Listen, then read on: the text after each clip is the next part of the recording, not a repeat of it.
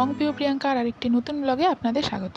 এখন বাজে 7:20 আর আজকের ব্লগটা আমি সকাল সকালই স্টার্ট করছি। দেখুন এখানে পিহুও ঘুম থেকে উঠে গেছে আর ওর বাবা ওর অনলাইন ক্লাসের জন্য রেডি করাচ্ছে ওকে। আজকে যেহেতু বৃহস্পতিবার তাই আজকেও পিহুর অনলাইন ক্লাস আছে আর আমিও দেখুন এখানে রেডি হয়ে বসে গেছি ওর পাশে অনলাইন ক্লাসের জন্য। পিহু যেহেতু অনেকটাই ছোট, তারপরে আবার খুব একটা শান্তও নয়, তার উপরে আবার অনলাইন ক্লাস, তাই পুরো ক্লাস চলাকালীন ওর পাশে আমাকে বসে থাকতেই হয় ওকে গাইড করার জন্য। নাহলে দেখা যাবে ক্লাস শেষ হওয়ার আগেই পিহু উঠে গেছে। যদিও বা পড়তে বসলে বা পড়তে বসার সময় পিহু খুব একটা দুষ্টুমি করে না, এটা ওর একটা খুবই ভালো গুণ। পিহুর অনলাইন ক্লাস দেখুন স্টার্ট হয়ে গেছে অলরেডি। আর ওর 7:30 থেকে ওই 8:30 1 ঘন্টা মতো অনলাইন ক্লাস চলবে, তারপর আমাকে আবার বেরোতে হবে। পিহুর অনলাইন ক্লাস শেষ হতেই দেখুন আমি চলে এসেছি মিষ্টির দোকানে, কারণ আমাদের আজকেও সকালে একটা জায়গায় নিমন্ত্রণ আছে, সেখানে যেতে হবে। আর তাই কোথাও বেরিয়ে রাস্তা থেকে মিষ্টি নেওয়াটা খুবই অসুবিধার। মিষ্টি নিয়ে আমি বাড়িতে চলে এসেছি। আর আজকে দেখুন আমাদের খুবই শর্টকাট জ্যাম পাউরুটি ব্রেকফাস্টের মেনু, কারণ আমাদের খুবই সকাল সকাল আজকে বেরিয়ে পড়তে হবে। ঘুরতে যাওয়ার জন্য দেখুন এখানে পিহুর জামাকাপড় আমি রেডি করে দিয়েছি আর আরও একটা সেট আমি নিয়ে যাচ্ছি সঙ্গে করে, কারণ ও খুবই ছোট, তাই যখনই আমি ওকে নিয়ে কোথাও বাইরে যাই ওর একটা সেট আমি সবসময় ক্যারি করি। পিহুও দেখুন রেডি হয়ে গিয়ে পোজ দেওয়া স্টার্ট করে দিয়েছে অ্যাজ ইউজুয়াল, যেটা ওর নেচার। আর আমরাও বাড়ি থেকে বেরিয়ে গেছি আর আমাদের ক্যাবটাও আজকে খুবই তাড়াতাড়ি চলে এসছে। আজকের আমাদের ডেস্টিনেশন যেহেতু আমাদের বাড়ি থেকে অনেকটাই দূর আর খুব রোদ উঠেছে, খুব গরমও বেড়েছে, তাই আর ব্রেক না করে ডাইরেক্ট আমরা বাড়ির সামনে থেকে ক্যাব নিয়ে নিলাম।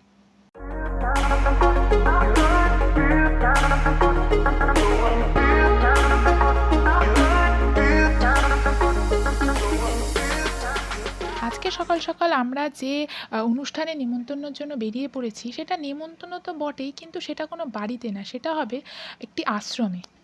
আশা করি আপনাদের মধ্যে অনেকেই রাম ঠাকুরের আশ্রমের কথা শুনেছেন। আর আজকের এই অনুষ্ঠানটা অনুষ্ঠিত হবে সেই রাম ঠাকুরের আশ্রমেই। শ্রী শ্রী সত্যনারায়ণ রাম ঠাকুরের আশ্রম কলকাতার বুকে অনেক জায়গায় আছে। আমরা আজকে যাচ্ছি বাঘাযতীনের শ্রী শ্রী সত্যনারায়ণ রাম ঠাকুরের আশ্রমে। কথা বলতে বলতে দেখুন আমরা পৌঁছেও গেছি আমাদের আজকের গন্তব্যস্থলে, বাঘাযতীন শ্রী শ্রী সত্যনারায়ণ রাম ঠাকুরের সেবাশ্রম। আর এই আশ্রমটি নাকি শুনেছি বেশ বড়, যদিও বা আমিও এখানে প্রথমবার আসলাম। চলুন তাহলে আশ্রমের ভিতরে ঢোকা যাক, আর আপনারাও স্কিপ না করে ভিডিওটা পুরোটা দেখতে থাকুন, তাহলে আমার সঙ্গে সঙ্গে আশ্রমের সৌন্দর্য আপনারাও উপভোগ করতে পারবেন। আশ্রমে ঢুকতে মুখেই দেখুন এখানে একটি দোকান আছে, যেখানে রাম ঠাকুরের বিভিন্ন রকমের ছবি বিক্রি হচ্ছে। আর যেহেতু আশ্রমে জুতা পরে ঢোকা নিষিদ্ধ, তাই এখানে জুতো রাখার একটি জায়গাও রয়েছে। নিমন্ত্রণ রক্ষার্থে আশ্রমে তো চলে এসেছি, কিন্তু কাদের নিমন্ত্রণে আজকে আশ্রমে এসেছি সেটা আপনাদের বলা হয়নি। আসলে আজকে আমার ননদের শাশুড়ির 1 বছরের শ্রাদ্ধানুষ্ঠানের কাজ রয়েছে, যেটা অনুষ্ঠিত হবে আজকের এই আশ্রমে, আর তার জন্যই আমাদের আজকে এখানে আসা। কথা বলতে বলতে দেখুন চলে এসেছি এই তুলসী মঞ্চটির সামনে। কি সুন্দর ঘাগরা ওড়না দিয়ে তুলসী মঞ্চটা সাজিয়েছে, তাই না? দেখে চোখটাই জুড়িয়ে গেল। এর আগে ছোটবেলায় আমি একবার রাম ঠাকুরের আশ্রমে গেছিলাম, যদিও বা সেটা এই আশ্রম না, অন্য একটি আশ্রমে।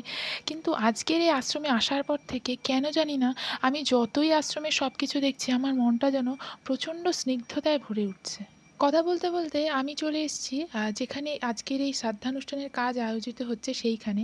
আর পিহুর বাবা দেখুন এখানে মালাও পরিয়ে দিয়েছে। আর ঠাকুরমশাই এখানে কাজের সমস্ত আয়োজন শুরু করে দিয়েছে।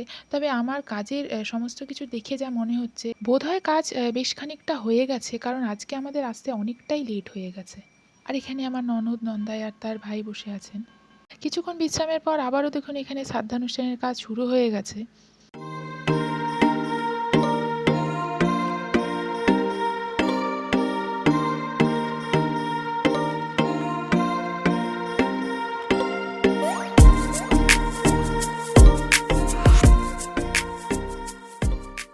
এখানে শ্রাদ্ধানুষ্ঠানে সব রকমই কাজ হয়। আর এখানে একটি জিনিস খুবই ভালো, আশা করি আপনাদের মধ্যে অনেকেই হয়তো সেটা জানেন, যে এখানে আলাদা করে কোনো জিনিস আনতে লাগে না। এখানে শুধুমাত্র অনুষ্ঠানের যে খরচ বাবদ যেটা লাগে সেটা দিয়ে দিলেই এখানে সমস্ত আয়োজন এনারাই করে দেন। আপনাদের মধ্যে কারা কারা বাঘাযতীনের এই রাম ঠাকুরের আশ্রমে ঘুরে গেছেন, আপনাদের অভিজ্ঞতার কথা কমেন্ট করে কিন্তু আমাকে অবশ্যই জানাবেন। কথা বলতে বলতে আমি দেখুন এখন চলে এসেছি রাম ঠাকুরের মূল মন্দিরে। আর এখানে দেখুন অলরেডি পূজা চলছে, সঙ্গে সঙ্গে বোধহয় ঠাকুরের ভোগ নিবেদনও চলছে। শুধু শ্রাদ্ধানুষ্ঠানের কাজের জন্যই না, এমনিতেও অনেক ভক্তরা এখানে আসেন ঠাকুরের পূজা দেখতে, ঠাকুরের কীর্তন শুনতে। এখানেও যেমন দেখুন গানের সাথে সাথে ঠাকুরকে ভোগ প্রদান করা হচ্ছে। এই আশ্রমে শ্রাদ্ধানুষ্ঠান ছাড়া অন্য কোনো রকম কাজ হয় নাকি আমার ঠিক জানা নেই। তবে দেখুন এখানে যে কটি ঘর রয়েছে প্রত্যেকটি ঘরের আলাদা আলাদা একটি করে নাম ও একটি করে নাম্বার রয়েছে। আর আমি এখন চলে এসেছি ধ্যানকক্ষের সামনে, আপনারা দেখতেই পাচ্ছেন। এটি সম্ভবত রাম ঠাকুরেরই ধ্যানকক্ষ। ওনার জীবিত অবস্থায় উনি এখানেই ধ্যানে মগ্ন থাকতেন। এখন অবধি আশ্রমটা আমি যতটা ঘুরে দেখলাম তার মধ্যে সবচেয়ে শান্তিপূর্ণ জায়গা বোধহয় আমার এই জায়গাটিই লাগলো। আমি এখনো অবধি এই আশ্রম ঘুরে যা বুঝলাম, আজকে একই সঙ্গে অনেকগুলি শ্রাদ্ধানুষ্ঠান অনুষ্ঠিত হচ্ছে, কারণ এখানে অনেকগুলি ঘর রয়েছে। আমরা যে শ্রাদ্ধানুষ্ঠানের জন্য আজকে এসেছিলাম সেটিও শেষ হয়ে গেছে। আর ঠাকুরমশাইও তাই ওনার হিসাব মতো সব কিছু গুছিয়ে নিচ্ছেন। কিছুক্ষণ আগে রাম ঠাকুরের মূল মন্দিরে আমি যে আপনাদের রাম ঠাকুরের পুজো এবং সঙ্গে সঙ্গে ঠাকুরের ভোগ প্রদর্শন করালাম, সেই ভোগই ঠাকুরকে দেওয়ার পরে দেখুন প্রসাদ হিসাবে এখানে সব ভক্তবৃন্দদের মধ্যে ওনারা বিলি করছেন। আর আমিও এসেছি সেই ভোগের উদ্দেশ্যেই। যদিও বা ঠাকুরের প্রসাদের কিন্তু কোনো তুলনা হয় না, তাই কি না? কিন্তু তবু এই মাখা প্রসাদের স্বাদ এতটাই ভালো ছিল যা আপনাদের আমি মুখে বলে বোঝাতে পারবো না। শ্রাদ্ধানুষ্ঠানের কাজ শেষ করে এখন আমরা সবাই বসে আছি দুপুরের খাবারের জন্য। এই আশ্রমে আরও একটি খুব ভালো ব্যবস্থা রয়েছে, সেটি হচ্ছে দুপুরের খাবারের ব্যবস্থা। কেননা এই সমস্ত শ্রাদ্ধানুষ্ঠান শেষ হতে অনেকটা দুপুর হয়ে যায়, তাই যারা এখানে এইসব কাজ করাতে আসেন বা অন্য যে কেউ চাইলেই যে কোনো দিনেই এখানে এসে এখানে বিভিন্ন প্রাইজের কুপন আছে, সেই কুপন কেটে আপনার দুপুরের লাঞ্চটা সেরে ফেলতেই পারেন সুস্বাদু খাবারের সঙ্গে। আজকের জন্যেও দেখুন বিভিন্ন রকম সুস্বাদু পদ তৈরি করে এখানে সাজানো রয়েছে, যা একটু পরেই ওনারা পরিবেশন করবেন। চলুন তাহলে দেখা যাক আজকের মেনুতে কী কী রয়েছে। যেহেতু এটি রাম ঠাকুরের আশ্রম, তাই এখানের পুরোটাই নিরামিষ। বসতে না বসতেই পাতে পড়ে গেল সাদা ঝুরঝুরে ভাত, সঙ্গে শুক্তো এবং ঝুরঝুরে আলু ভাজা। আগের পদ দিয়ে খাওয়া শেষ হতে না হতেই দেখুন পাতে চলে এসেছে ডাল, এখানে রয়েছে ধোকার ডালনা। এখানে রান্নাগুলি প্রতিটি খুবই সুস্বাদু আর একদমই গরম গরম। কিন্তু এখানে যারা পরিবেশন করছেন এতটাই তাড়াতাড়ি পরিবেশন করছেন যে না ঠিক করে খেতে পারছি তাড়াতাড়ি, না আপনাদের দেখাতে পারছি। ডালের পরেই চলে এসেছে বাসন্তী পোলাও, সঙ্গে ছানার কোপ্তা এবং তারপরেই দিয়ে দিয়েছে চাটনি পাঁপড়। আর এখন দেখতেই পাচ্ছেন আমি খাচ্ছি পায়েস, যা এখানে অমৃত নামে পরিচিত। একেই সব খাবারগুলো ছিল প্রচণ্ডই গরম। তারপরে পিউ এত তাড়াতাড়ি খেতে পারে না, তাই পিউরটা আমি প্যাকিং করে নিয়েছি, বাড়ি গিয়ে খাইয়ে দেবো। আর আমরা এখন খেয়ে দিয়ে কিছুক্ষণ বসে বেরিয়ে পড়েছি গাড়ি করে। প্রথমে আমরা কিছুজন চলে যাচ্ছি আমার ননদের বাড়িতে, তারপরে বাকি যারা আছে তাদের এখনও খাওয়া হয়নি, তারা খেয়ে এরপর তারাও বাড়ি ফিরে যাবে।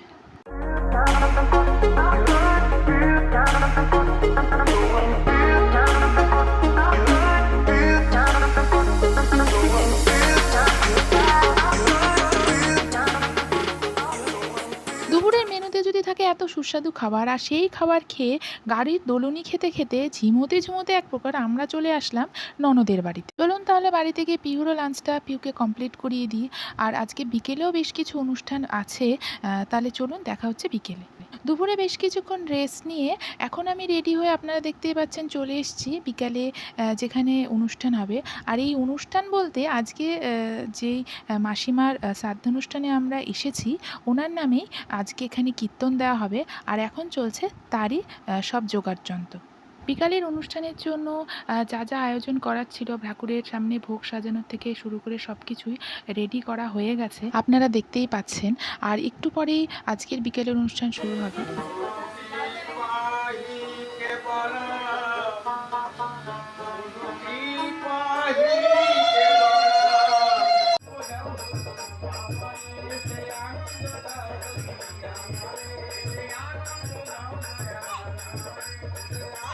সন্ধ্যের কীর্তন এখানে দেখুন শুরু হয়ে গেছে এবং খুব জমজমাটিভাবেই তা চলছে। আর সবাই এখানে বসে আছে, পিহুও চলে এসছে।